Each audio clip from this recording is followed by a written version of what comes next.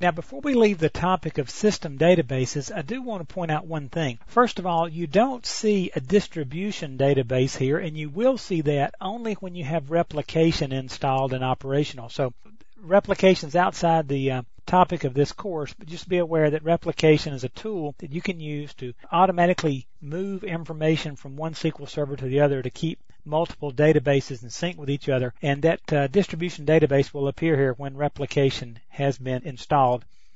The other one is you don't see sample databases, and you used to see sample databases with SQL, and for whatever reason Microsoft has chosen not to install those by default. Now you can install those, and I'm going to show you how right now. A lot of people like the sample databases.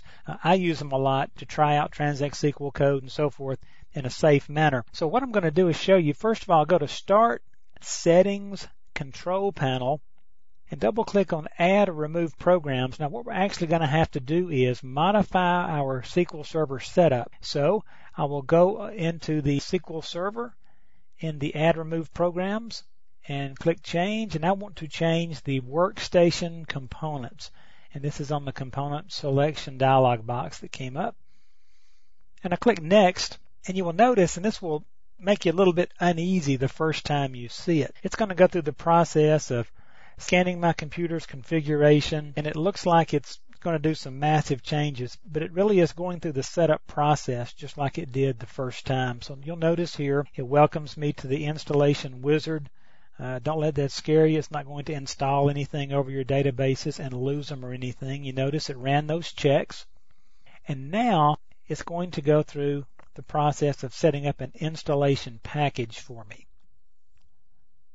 And as you can see, it's going to compute some requirements, some space requirements, and so forth. And now we get to our actual change or remove instance.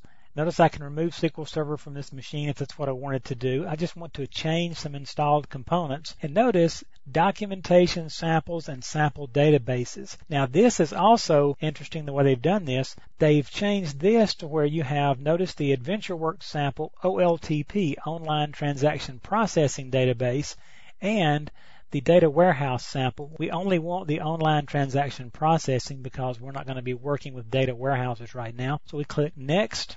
And notice we want to install and attach the sample databases. You could just install them and you'll have to manually attach them to make them work. We will just install and attach. And so now it says it has enough information to start. You will need to be aware that we have to input the disk number 2, the tools disk that comes with your SQL 2005 setup. You'll get 2 disks, disk 1 and disk 2.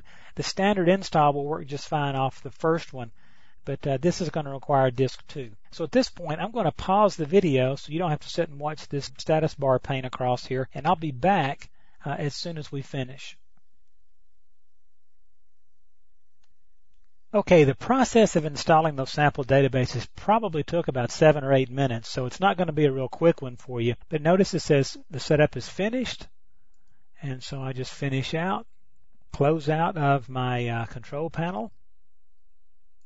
Then I'm going to go back into my Management Studio, and let's take a look at what we got for our trouble there. Now, if you'll notice, if I expand databases now, you'll see AdventureWorks. Now, this is something else. We didn't get the old Pubs database. We did get AdventureWorks. It's a little different. You'll also notice it's using schemas on the various tables and so forth. So anyway, that's how to install the sample databases if you would like them.